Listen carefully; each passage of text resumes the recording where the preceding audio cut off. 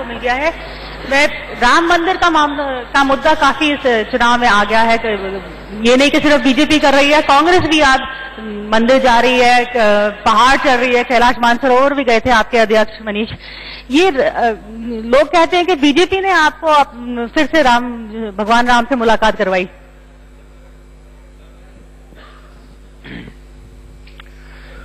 देखिए, धर्म एक आस्था का प्रश्न है और अगर कोई मंदिर जाता है या कैलाश मानसरोवर जाता है तो ये उनकी खुद की व्यक्तिगत आस्था की बात है। जहां तक राम मंदिर का सवाल है, हमारे बड़े घनिष्ठ मित्र हैं सुधांशु त्रिवेदी जी, पर दुर्भाग्यपूर्ण ये बात कहनी पड़ती है कि भारतीय जनता पार्टी को राम मंदिर की याद तभी आती है जब कोई चुनाव आता है। 1986 से लेकर 2018 तक प्रिया जी, अगर आप इनके जो शीर्ष नेतृत्व है उनके राम मंदिर पर बयान एक तरफ रखें और चुनाव की जो तारीखें हैं उसको दूसरे कॉलम में रखें, तो आप पाएंगे कि तब राम मंदिर बनाने की बात ये करते हैं जब कोई चुनाव नजदीक होता है, विधानसभा का या लोकसभा का। जब कोई चुनाव नहीं होता तो इनको ना भगवान राम में आस्था है, ना राम मंदिर में आस्था है।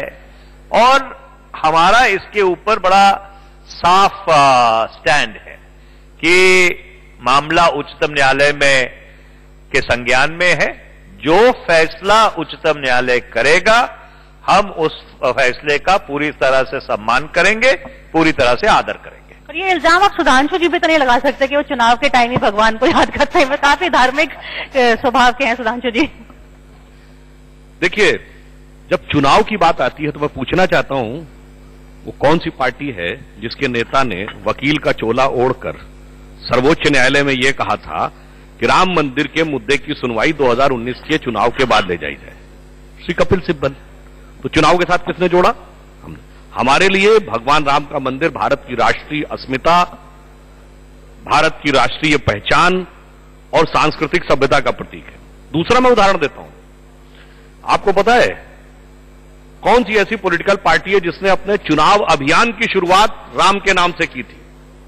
1989 में स्वर्गीय राजीव गांधी जी ने अयोध्या से, तब उसका नाम फैजाबाद था, वहां से राम राज्य का नारा देकर शुरुआत की थी चुनाव अभियान की। तो चुनाव के साथ जोड़ने का उनका काम। और मैं एक और बात कहना चाहता हूं।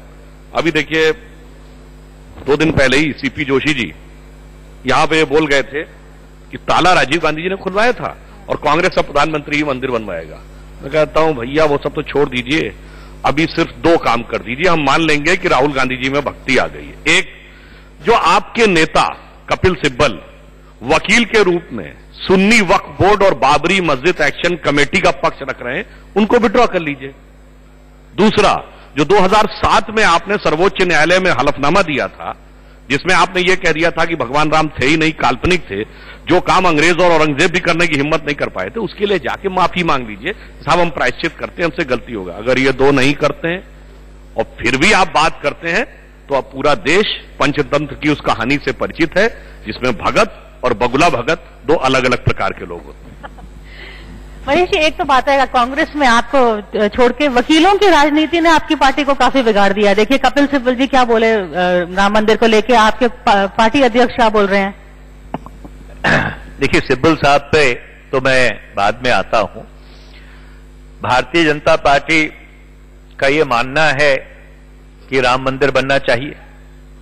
1986 से लेके 2018 तक ये राम मंदिर की दुहाई देते आ रहे हैं। मैं सुधांशु जी से एक बात पूछना चाहता हूं। 1993 8 जनवरी को उस स्थल की जितनी जमीन थी उसको केंद्र सरकार ने अक्वायर कर लिया था। वो 67.8 एकड़ जमीन, जिसमें वो 2.77 एकड़ भी शामिल है, जिसके ऊपर विवाद है, वो सब केंद्र सरकार के संज्ञान में। उस एक्विजिशन को चुनौती दी गई, क्योंकि उस कानून में यह लिखा था कि उससे जुड़े हुए जितने कानूनी फौजदारी के मुकदमे हैं, दीवानी के मुकदमे हैं, वो सारे खत्म हो जाएंगे। तो उच्चतम न्यायालय में उस चीज को चुनौती दी गई। उच्चतम न्यायालय ने कहा कि एक्विजिशन बिल्कुल वैध है, पर हां, इससे जुड़े हुए जो कानूनी मामले हैं वो अदालतों में चलते रहेंगे। तो जब जमीन केंद्र सरकार के अधीन है, वो सारी जमीन का मालिकाना हक आज केंद्र सरकार के पास है, तो इन्हें कौन रोक रहा मंदिर बनाने से? आपने तो वकीलों का हक रख लिया ना। नहीं, बिल्कुल। मैं ये कह रहे हैं कि हम मंदिर बनाएंगे। मंदिर बनाने में अड़चन क्या है भाई? जब जमीन आपके कब्जे में है, जमीन कानूनी तौर पर अक्वायर की है केंद्र सरकार ने, उस जमीन, उस एक्विजिशन को उच्चतम न्यायालय ने सही ठहराया है। अगर आप मंदिर बनाना चाहते हो तो बनाइए। तो अगर आप बनाते क्यों नहीं है? अगर ये ऑर्डिनेंस करेंगे तो आप उनका सपोर्ट करेंगे? देखिए, इनको किसी चीज की सपोर्ट की जरूरत ही नहीं है। देखिए, ऑर्डिनेंस चाहिए ही नहीं।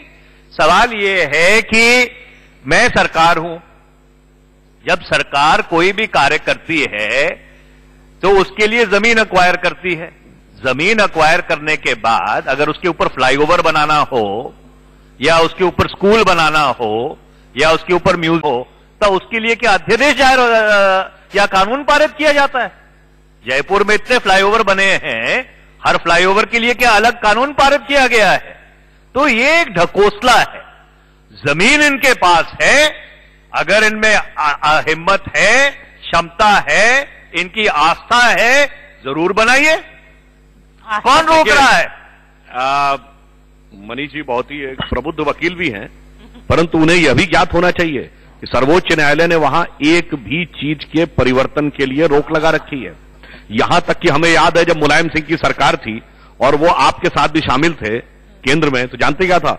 जब वो टाट फट गया था, उसके लिए भी पीआईएल लगानी पड़ी थी, उसके लिए भी सरकार पे दबाव बनाना पड़ा था, क्योंकि वो कह रहे थे जी कोई परिवर्तन करने की हमें जरूरत नहीं, और वहां स्थितियां खराब हो रही थी। दूसरी बात मैं कहना चाहता हूं, देखिए, भगवान राम का मंदिर हमारे लिए क्या है? जैसे देश हमारे जमीन का टुकड़ा नहीं, भारत माता है, वैसे ही भगवान राम का मंदिर हमारे लिए इमारत नहीं है, भारत की राष्ट्रीय चेतना का प्रतीक है। और इसको मैं एक बात कहना चाहूंगा, आप लोगों ने भगवान राम की कथा सुनी होगी, यही कहा गया था ना कि रावण का वध करके धर्म की स्थापना के लिए उन्होंने जन्म लिया था। अगर ये काम तो बहुत आसान था, अयोध्या के राजा के रूप में पैदा हुए थे, अयोध्या सेना लेके जाते और रावण को मार देते, धर्म की स्थापना हो जाती। क्या नहीं, भगवान राम पहले वनवासी राम बने। निषाद राज, भील, शबरी, बानर, रीछ, भालू, सबको एकत्र किया, जब पूरी सामाजिक चेतना हो गई तब बनाया। अब देखिए, जब राम मंदिर का मुद्दा शुरू हुआ था तो मुद्दा सिर्फ ये नहीं था कि ये जमीन किसकी है, यह मंदिर है, मस्जिद। जानते क्या कहा जाता था? राम तो थे ही नहीं, यह अयोध्या थी ही नहीं, हुए तो सबूत बताओ। और वहां से बढ़ते बढ़ते आज स्थिति क्या हो गई? आपने 93 की याद दिलाई। 93 में आपकी पार्टी के तत्कालीन प्रधानमंत्री स्वर्गीय नरसिम्हा राव ने कहा था तथाकथित बाबरी मस्जिद बनाएंगे, और आज उनकी पार्टी के प्रतिनिधि राहुल गांधी जी मंदिर मंदिर घूमने लगे। मुलायम सिंह जी ने कहा था हम बाबरी मस्जिद दोबारा बनवाएंगे, और आज उनके बेटे अखिलेश यादव जी जो सपा के अध्यक्ष भी हैं, वो कहते हैं हम विष्णु भगवान का मंदिर बनाएंगे। आप रुक जाइए कुछ दिन और, ये सब मिलकर कहेंगे हम मंदिर वहीं बनाएंगे। पर आप मंदिर कब बनाएंगे? अब हम बता रहे हैं, अब हम बता रहे हैं हमने क्या किया। अब देखिए अंतर क्या हुआ। आज पॉलिटिकल पार्टियों में कोई नहीं बोलता कि हम तथाकथित मस्जिद बनाएंगे, किसी की हैसियत ही नहीं बोलने की। मुस्लिम पक्ष में आज स्थिति ये कि शिया वक्फ बोर्ड कहता है कि यह मंदिर को दे देना चाहिए। पिछले वर्ष 300 मुस्लिम कार सेवक आए, और परसों इकबाल अंसारी जो बाबरी मस्जिद एक्शन कमेटी के मुख्य मुद्दई हैं, उन्होंने भी कह दिया कि यदि सरकार अध्यादेश लाती है तो हमें कोई प्रॉब्लम नहीं। इसका मतलब जा पर कृपा राम की होई, ता पर कृपा करे सब कोई। परिस्थितियां बदल रही है, मंदिर वही है, मंदिर भव्य बनेगा, मंदिर वही बनेगा। हां, बनाना हमारा काम नहीं है, श्री राम जन्मभूमि न्यास और संत बनवाएंगे, हम मार्ग प्रशस्त करेंगे। पर मनीष जी, ये मंदिर बनाएंगे, आप मंदिर जाएंगे, तो ये वोट सबसे ज्यादा किसको मिलता है जब वोट राजनीति? देखिए, बात वहीं पर आ खड़ी हुई। अगर आप उच्चतम न्यायालय के फैसले का पालन करना चाहते हैं, उसकी अवमानना नहीं करना चाहते, तो आप लोगों को बहका क्यों रहे हैं? तो आपको कहना चाहिए कि जो भी उच्चतम न्यायालय फैसला देगा हम उसका आदर करेंगे, सम्मान करेंगे, जैसे हम कहते हैं। और अगर आप उच्चतम न्यायालय का सम्मान नहीं करना चाहते, अगर आप मानते हैं, और कई लोग मानते हैं कि आस्था संविधान से ऊपर हो सकती है, तो फिर आप में हिम्मत होनी चाहिए कहने की कि भाई हम मानते हैं कि आस्था संविधान से ऊपर है और वो जमीन केंद्र सरकार के अधीन है, हम उसके ऊपर मंदिर बनाएंगे। पर वो भी नहीं कहना चाहते, क्योंकि अगर मंदिर बन गया तो इनकी राजनीति खत्म हो जाएगी। मंदिर नहीं बनाना चाहते, मंदिर के नाम पर राजनीति करना चाहते हैं। मैं भारतीय जनता पार्टी को दोबारा से चुनौती देना चाहता हूं। आपके मुख्यमंत्री, आपके राष्ट्रीय अध्यक्ष, आपके प्रधानमंत्री, आपके बाकी महामंत्री, छोटे मंत्री, बड़े मंत्री सब कह रहे हैं कि राम मंदिर हम बनाएंगे।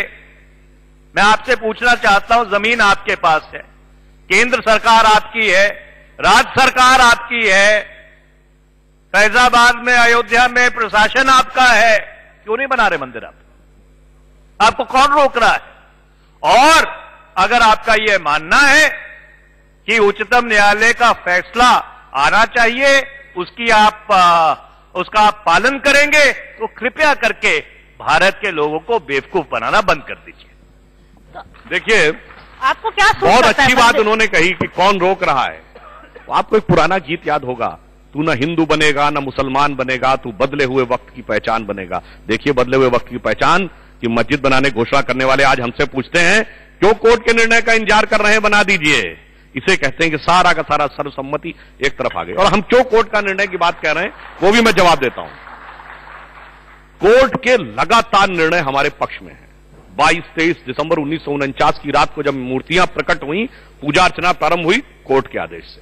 फरवरी 1986 में ताला खुला, कोर्ट के आदेश से। नवंबर 1989 में शिलान्यास का कार्यक्रम हुआ, कोर्ट की अनुमति से। दिसंबर 1992 में ढांचा गिरने के बाद अस्थायी मंदिर में पूजा अर्चना की अनुमति दी कोर्ट ने। और 30 सितंबर 2010 को तो कोर्ट ने यह निर्णय दिया है कि केंद्रीय गुंबद के नीचे का गर्भगृह श्री राम लला विराजमान को दिया है, यानी वह राम जन्मभूमि है। इसलिए हमें रंच मात्र भी संदेह नहीं है कि कोर्ट का निर्णय हमारे विपरीत जाएगा। और उसमें कारण भी है। 2003 में हमारी सरकार ने जो आर्कियोलॉजिकल सर्वे की खुदाई कराई थी, उसमें 72 खंबे निकले थे और वो रिपोर्ट बहुत बड़ा आधार बनी 2010 के निर्णय का। मगर आपको एक और बात बताते हैं, आप में कई लोग पता होगा, 1976 में ही राम मंदिर का मामला सॉल्व हो जाता। आर्कियोलॉजिकल सर्वे की खुदाई में 12 खंबे निकल आए थे।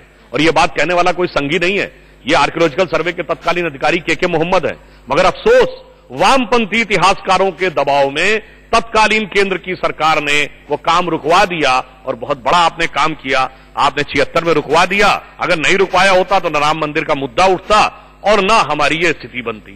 तो मैं इनसे पूछना चाहता हूं, पिछले 53 महीने से आपकी सरकार है, आपने बहुत आस्था की आप बात करते हो, आप राम भगवान के प्रति अपनी आस्था हर सार्वजनिक मंच से उजागर करते हो, तो कौन रोक रहा है आपको? आप क्यों नहीं बनाते राम मंदिर?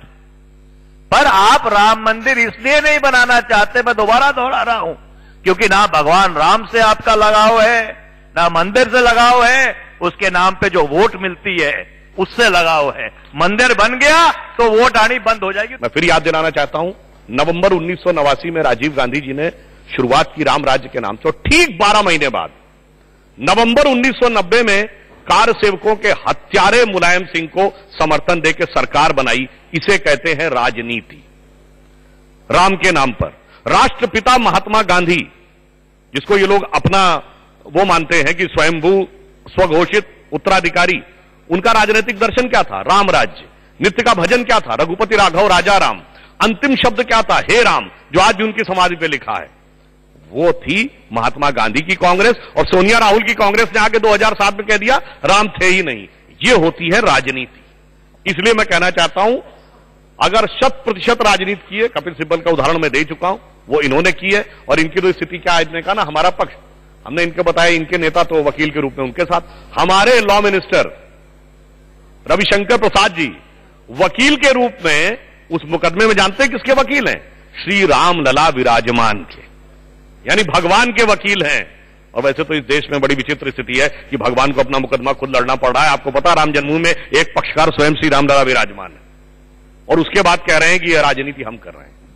पर एक चीज बताइए सुधांशु जी, 2019 का चुनाव आप राम के नाम पे लड़ेंगे या मोदी जी के नाम पे लड़ेंगे? हमने हर चुनाव, मैं 2019 की बात नहीं कर रहा हूं, हर चुनाव विकास और अपने काम के नाम पे लड़ा है, और उसका मैं प्रमाण देता हूं। इस चुनाव में हमसे लड़ने के लिए एक तथाकथित महागठबंधन बन रहा है कि नहीं? आप लोगों ने कभी सुना उस महागठबंधन ने कहा कि हम भाजपा से अच्छा शासन देने के लिए, हम भ्रष्टाचार मुक्त शासन देने के लिए आ रहे हैं ना? उसने कहा सांप्रदायिक शक्तियों को रोकने के लिए, यानी हमें रोकने के लिए। सारे सेकुलर दल एक हो जाओ, तो बताइए सांप्रदायिकता को विकास से ऊपर मुद्दा कौन बनाता है, वो या हम?